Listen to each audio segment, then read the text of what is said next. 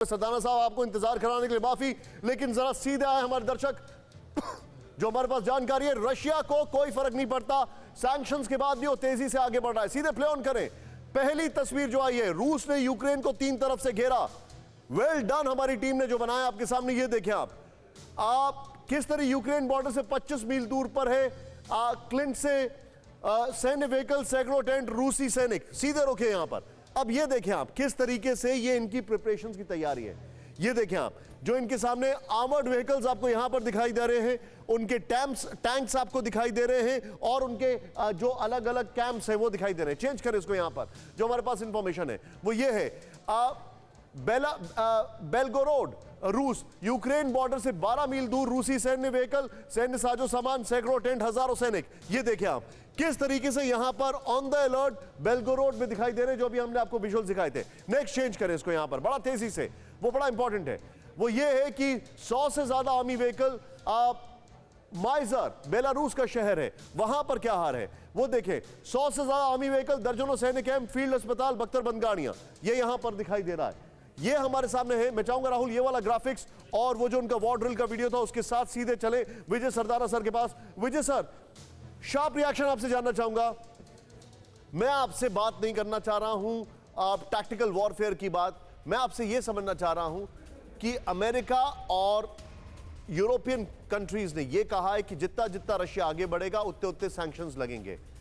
ये जो हमारे सामने अभी इनके वॉर मैप्स आ रहे हैं, उससे देख के नहीं लग रहा कि उनको कोई फर्क पड़ता है।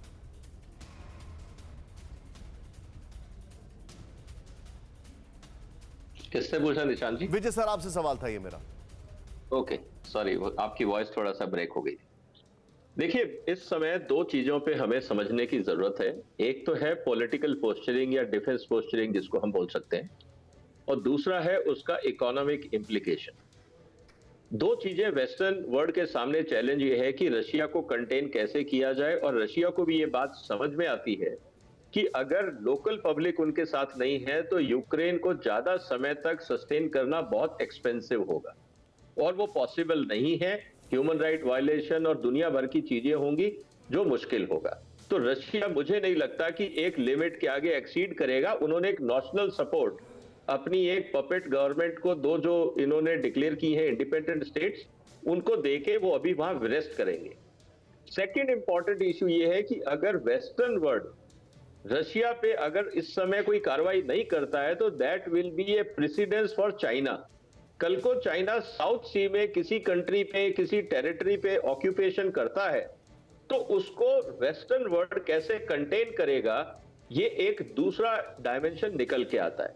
तो रशियन स्टेटस को हमें बहुत क्लियरली देखना पड़ेगा कि क्या रशिया आगे जाएगा। मुझे नहीं लगता कि वो अननेसेसरी इकोनॉमिक सैंक्शंस और लोकल पब्लिक का रेजिस्टेंस फेस करने की स्थिति में है। आज की दुनिया में बहुत मुश्किल है।